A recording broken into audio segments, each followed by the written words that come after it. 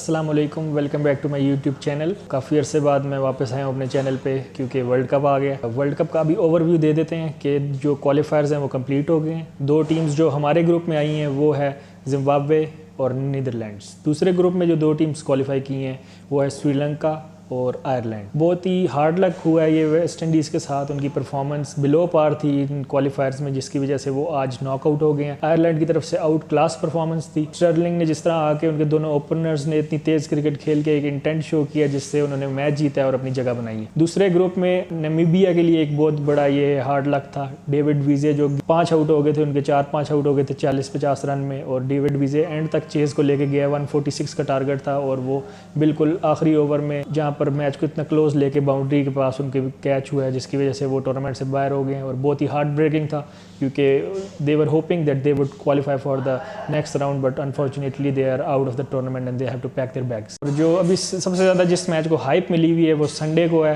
MCG में Pakistan versus India. लेकिन सबको जो बात पता चल गई होगी कि चांसेस ऑफ रेन काफ़ी हाई हैं उस मैच में। हम होप करते हैं कि बेशक ओवर्स थोड़े से कट ऑफ हो जाए लेकिन एक हमें कॉन्टेस्ट देखने को मिले, क्योंकि अगर ये मैच ना हुआ तो एक ठीक ठाक लॉस ICC को बेयर करना पड़ेगा, जो स्पॉन्सरशिप और जो राइट्स वगैरह उन्होंने लिए हुए हैं। अब पाकिस्तान की स्ट्रेंथ्स और वीकनेसेस पे हम बात करते हैं। स्ट्रेंथ तो सबको पता है कि they have got a factory of fast bowling, जो हर बॉलर 145 प्लस की बॉलिंग कर रहा है। शाहीन आया है वार्म अप मैचेस में, उसने जिस तरह अपने फॉर्म को, रिदम को वापस लाया है, और दुनिया के लिए दुनिया की टीम्स के लिए बहुत एक अलार्मिंग सिचुएशन है कि वो अपने रिदम में वापस आया है। And he is gonna be very destructive for the opening batsman specially, क्योंकि स्टार्टिंग ऑन अगर वो पावर प्ले में जितना डेंजरस होता है, आई डोंट थिंक कि पूरी दुनिया में इस वक्त पावर प्ले का इससे बेहतर फास्ट बॉलर है। और डेथ ओवर्स में हारिस राउफ जिस तरह बॉलिंग कर रहा है, पास सीरीज़ में न्यूजीलैंड में इतनी अच्छी बॉलिंग की। न्यूजीलैंड और ऑस्ट्रेलिया की कई चीज़ें सिमिलर हैं उनकी कंडीशंस में।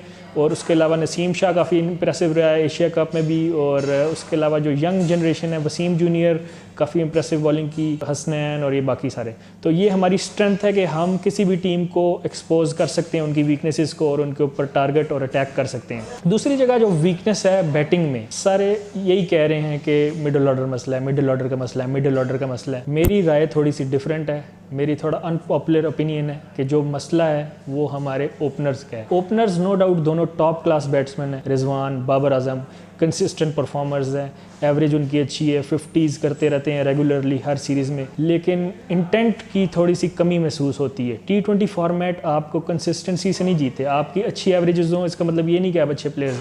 ऑब्वियसली रैंकिंग ये प्रूव करती है कि बाबर और रिजवान दुनिया के टॉप बैट्समैन हैं, लेकिन इस फॉर्मेट में इम्पैक्टफुल परफॉर्मेंसेज ज़्यादा मैटर करती हैं। Jos Buttler, Quinton de Kock, Jason Roy, Finch, Warner, however ये उतने कंसिस्टेंट नहीं हैं जितने बाबर या रिजवान है, लेकिन इनके इम्पैक्ट उनसे बहुत ज़्यादा है। ये छोटी इनिंग्स खेलते हैं, कैमियोज खेल के कभी कभी चले जाते हैं, लेकिन टीम को एक अच्छी पोजीशन में लगा के चले जाते हैं। मैं एक एग्जांपल देता हूँ। अब बाबर और रिजवान की आप 3 मैच की सीरीज़ देखें, तीनों में उन्होंने 50 स्कोर की, लेकिन टीम नहीं जीत सकी उनकी 50 की वजह से। उसके बजाय अगर आप फ़खर की परफॉर्मेंस देख लें, 3 मैच में उसने अगर सिर्फ एक 50 की हो, लेकिन वो तेज़ 50 की हो और उस 50 की वजह से उसका इम्पैक्ट इतना हो कि टीम जीते, तो मेरे ख्याल से उस सीरीज़ में फ़खर की ज़्यादा अच्छी परफॉर्मेंस है बाकी तीनों से। क्योंकि आपको 50 नहीं करनी, आपको 50 ऐसी करनी है जिससे टीम जीते, तेज़ स्ट्राइक रेट के साथ करें और सिचुएशन के हिसाब से। हाउएवर जब सिचुएशन टफ हो, विकेट्स गिर रही हो, बॉल स्विंग हो रहा हो, मुश्किल बैट से आ रहा हो, डबल पेस विकेट हो, जो भी हो, वो अलग से सिनेरियोज हैं, उसमें आप थोड़ा टाइम ले लें। लेकिन हर मैच में ये इंटेंट से आप नहीं जीत सकते कि आप 10 ओवर में आपके कोई भी विकेट नहीं गिरी होती, फिर भी आपका स्कोर 70-80 होता है। अब सेमीफाइनल का एग्जांपल ले लें। सेमीफाइनल में पाकिस्तान के जो ओपनर्स हैं, 10 ओवर में हमारा 76 या 77 स्कोर था, कोई भी विकेट नहीं थी। 10th ओवर के लास्ट बॉल पे एक विकेट गिरी, उसके अलावा भी एंड तक लेके गए डीप मैच को, लेकिन स्कोर हम 200 तक नहीं लेके जा सके। हाउएवर हमारी विकेट्स नहीं गिर रही थी। रिजवान ओपनर आया, 18th ओवर में जाके आउट हुआ है, उसने 67 स्कोर किए। और फ़खर 10वें ओवर के बाद आया और उसने सिर्फ आधे ओवर बैटिंग की है, 10 से 20, और उसने उसमें 55 रन स्कोर किए।